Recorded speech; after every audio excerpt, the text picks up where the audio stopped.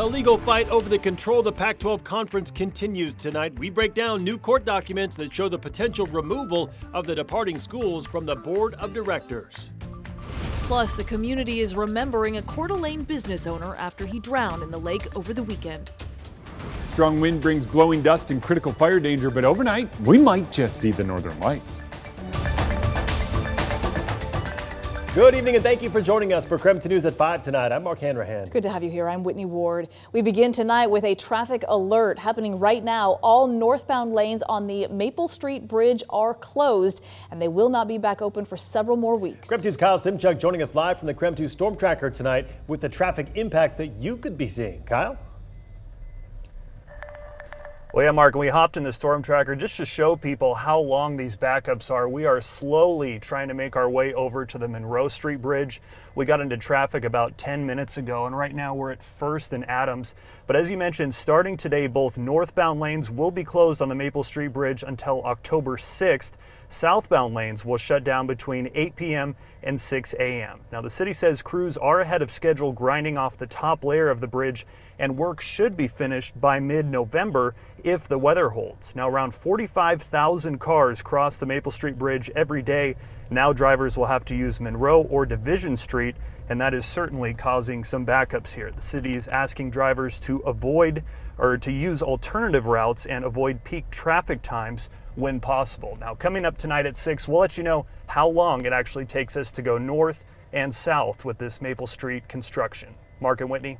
All right, Kyle, thank you very much. In the meantime, TJ Menock Drive partially reopened on Saturday after months of construction there.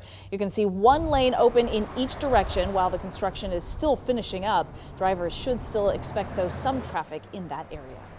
All right, let's talk weather now. After a warm and sun-filled weekend, today we are tracking gusty and dry conditions, prompting a red flag warning for the area. Yeah, for the details on that, we want to send it straight to our chief meteorologist, Jeremy Legoo.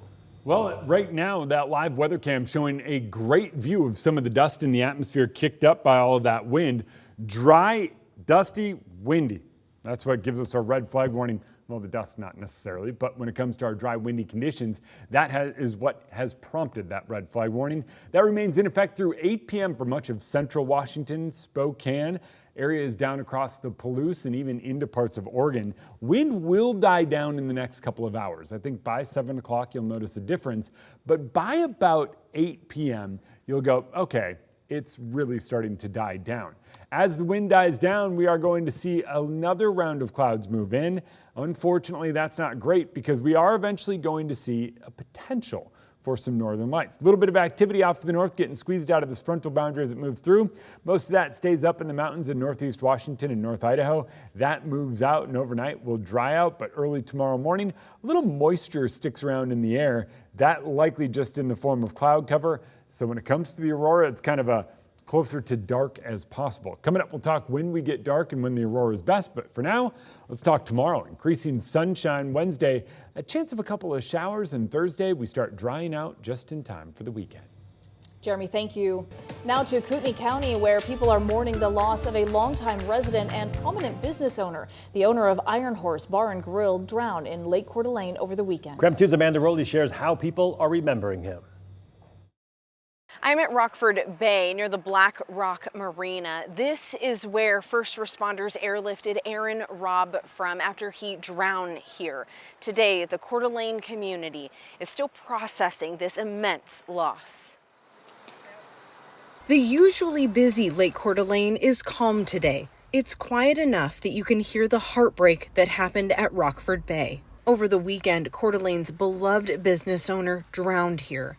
Kootenai County Sheriff's Office says Aaron Robb was pulled from the water after they arrived. They airlifted him to Kootenai Health, but he didn't survive. Robb was the current owner of Coeur d'Alene's Iron Horse Bar and Grill. He took over after his father died. The news of Robb's death is still too fresh. His loved ones and those who knew him well aren't quite ready to put their grief into words. But today, some are showing their heartbreak in other ways. Childhood friend Jennifer Jager had her husband leave flowers at the Iron Horse, accompanied by a note to the staff and Robb family. She's encouraging others to contribute to the memorial there. In her Facebook post, Jennifer calls Robb a kind man with a great smile and warm heart. even recalling his dedication to sports. Aaron Robb, 172-pound sophomore for Gonzaga Prep. Robb was a high school football star at Gonzaga Prep. He had a hand in G-Prep's state championship win against South Kitsap at the 1982 King Bowl 6. And Aaron Robb gets the TD. He went on to play college ball at Notre Dame and was part of the 1988 national championship team. Robb left a mark in his hometown. It's one that won't soon be forgotten. There are still several unanswered questions about what happened here, as the Kootenai County Sheriff's Office is still investigating. Amanda Rowley, KREM 2 News. In tonight's other top stories, the Spokane International Airport received a one-of-a-kind cart that will be used to transport the remains of fallen military members. Alaska Airlines handed off that fallen hero cart in a ceremony at the Horizon Air hangar at the airport over the weekend. The cart will be available to all airlines there at the airport. According to Alaska Airlines, it was designed with the Spokane Airport in mind. It features a plaque that shows Spokane skyline as well as the Washington state flag. 5 people have been arrested for the murder of a man in Moses Lake. Police say 36-year-old Jeremy Flores was shot and killed in the early morning of August 13th. Law enforcement in Moses Lake, East Wenatchee, and the unincorporated parts of Douglas County all worked together to arrest the group of men they say range in age from 13 to 31. They've all been charged with second-degree murder, drive-by shooting, and first-degree assault.